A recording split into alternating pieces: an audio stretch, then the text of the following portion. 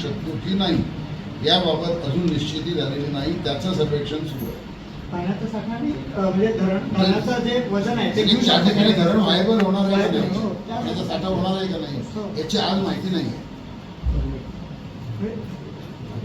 आहे की नाही आहे. ढोबळ अंदाजाने 92 साली जो चित्र समितीचा अहवाल होता त्यांनी सांगितलं, पण आजची जी कंडिशन आहे त्या कंडिशनमध्ये होऊ शकणार आहे की नाही याची माहिती घेण्यात आली. म्हणजे त्याचा त्या सगळा नंतर त्या ठिकाणी धरण होऊ शकेल की नाही हे तांत्रिक रिपोर्ट येईल. मग पुढचा मुद्दा त्याच्यानंतरचा येईल. जे ज्या पायऱ्या आहेत त्यातली पहिली पायरी ती आहे की धरण तिथे होईल का नाही पहिल्यांदा. जे त्यांनी गृहीत धरलंय की धरण होईल त्याची ते खात्री करून घेत आहेत की होईल का नाही. असं आहे ना. दुसरं काही चालू असेल तर सांग ना मला तिकडे जमिनीवर आपण आता दुसरं काही चालू आहे का तिकडे धरणाचं कुठलं काम चालू आहे का नाही.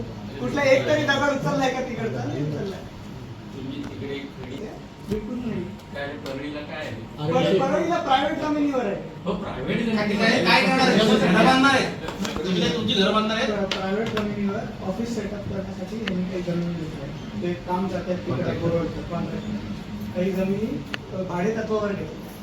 तिथे ते त्यांचे कंटेनर ऑफिस जे आहे काय करतात कशा करतात की म्हणजे ते त्याला कोणता थांबायला जागा ते काय करतात. आता जेव्हा कॉन्ट्रॅक्ट कसलं आहे कसलं कॉन्ट्रॅक्ट दिले तुम्ही. सर त्याच्यात परमिशन आणायचं त्याच्यात परमिशन आणायचं एक मिनिट परमिशन कोणाकडून आणायच्या. फॉरेस्ट विभागाकडून फॉरेस्ट विभाग कोणाचा आहे शासन. त्याला कॉन्ट्रॅक्ट परमिशन होणार. आता जे तुम्ही नवीन काय करणार फॉरेस्टची परमिशन आणायला सुद्धा जर कॉन्ट्रॅक्ट पण नाही मिळणार तुम्ही काय करणार. परमिशन आणायला काय वेगळं करायला लागतं का. त्याच्या परमिशन मिळतं. सगळं अभ्यास सर्वेक्षण हे सगळं. काय केल्यावर परमिशन मिळतं. ते करण्याकरता कॉन्ट्रॅक्टर आहे का कॉन्ट्रॅक्टर कसे आहे सर महापालिकेचे अधिकारी कसे आहेत. मला बघा मला माहिती मी तुम्हाला परवानग्या म्हणायला म्हणून मी तुम्हाला प्रश्न विचारतो. इन्व्हेस्टिगेशन परवानग्यासाठी कॉन्ट्रॅक्टर कशासाठी बांधकामासाठी असेल बोर मांडण्यासाठी मी समजू शकतो. परवानग्या आणण्याला तुम्ही जो कॉन्ट्रॅक्टर म्हणत असाल तुमचा आहे का कॉन्ट्रॅक्ट. त्या कॉन्ट्रॅक्टर बरोबर झालेलं वर्क ऑर्डर आहे का त्याबरोबर. आमचा पैसा कशा करता तुम्ही देता. मुंबई महापालिकेचा पैसा असता ते आमचाच पैसा आहे. कशासाठी जातो वर्क ऑर्डर. आता पेट्रोलला तुम्ही परमिशन आणायला पैसे द्या. नाही सर परमिशन आणायला पूर्ण स्कोप असा आहे वेगवेगळे सगळ्या स्टेजेस त्याच्यात असं काही नाही कॉन्सेप्ट आहे. त्यामध्ये इन्व्हेस्टिगेशन म्हणजे सर्वे करायला याचा सर्वे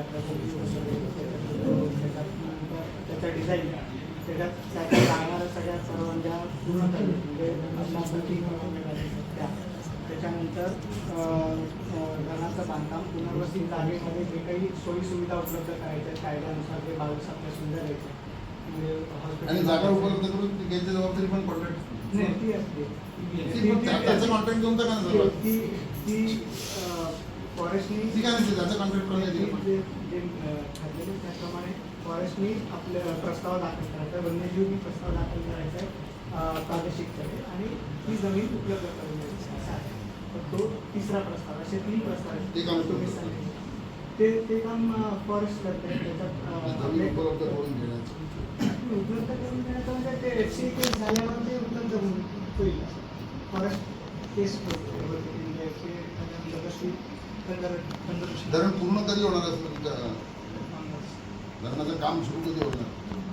सुरू ऑक्टोबर नोव्हेंबर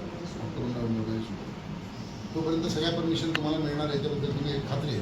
मग त्यांना सुरुवातीचे जे 9 महिने ते परवानगी आणण्यासाठी परवानग्या मागायच्या तर परवानगी देणारा जो असतो त्याला परवानगी नाकारण्याचा अधिकार असतो.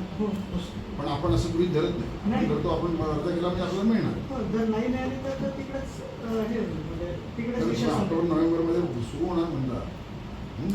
असा अंदाजित आहे हे सगळं एस्टिमेट असतात म्हणजे अंदाज पत्रकार मुंबई महानगरपालिकेने आणि आयुक्त कांदर साहेब त्यांनी जाहीर केले की 16 ऑक्टोबर 26 मध्ये धरणाच्या बांधकामाला प्रत्यक्ष सुरुवात होईल आणि आता अभियांत्रिकी काम आमचं सुरू झालेलं आहे. बरोबर आहे. स्टँडिंग कमिटीमध्ये त्यांनी हे स्टेटमेंट केलं होतं आणि आणि त्याचं रिपोर्टिंग झालं. पण तशी वस्तुस्थिती आहे का? तुम्ही बांधकामांना याची कल्पना दिली आहे का की पर्याय नवीनच उपलब्ध नाही आहे आपल्याकडे, आपण सुरू करू शकतो. कारण बांगर साहेब तुम्ही जी मिटिंग देणार त्याच्यावर बांगर साहेब बोलणार. बांगर साहेब हे म्हणजे आपल्याला आपण बहुतेक जण त्यांना ओळखणारे लोक आहेत. असं बेजाबाचं विधान नाही करणार नाही. ते माहिती घेणार. दुसरा असा आहे की ते आदिवासीच्या हिताला बाधा पोहोचेल असं निर्णय पण नाही केला. याच्याबद्दल मला खात्री आहे. तुम्ही जर त्यांना प्रॉपर ब्रिफिंग नाही केलं तर मग तुम्ही आता हे आजचं जे आहे ते प्रॉपर ब्रिफिंग बांगर साहेबांना करायची काय परिस्थिती आहे बरोबर, त्याची कॉपी मला द्यायची की ही आजची स्थिती आहे बरोबर. पर्यायी जमीन आज उपलब्ध नाही आहे. जोपर्यंत पर्यायी जमीन नाही तोपर्यंत आपण 1 रुपया सुद्धा खर्च करू. हा खर्च वाया जाणार, सार्वजनिक निधी वाया जाऊ शकेल तो, बरोबर आहे की नाही. हा मुद्दा मी आता घेत नाही की तुम्ही वनाला पर्यायी जमीन चंद्रपूरला देणार का, गडचिरोलीला देणार का, हिंगोलीला देणार का, वाशिमला देणार. तिथे जमिनी आहेत का नाही. चंद्रपूर गडचिरोली झालंय, आम्ही तेव्हाच संपवलेलं आहे. म्हणून सांगतो तुम्हाला की आता काय आता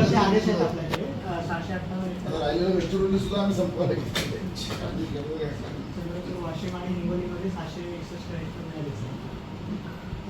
ठीक आहे, तो मुद्दा येईल. आज आजच्या या घडीला नाही आहे, या घडीला नाही. आता तुम्ही एन्व्हायरमेंट असेसमेंट पर्यावरणीय त्याचे करणार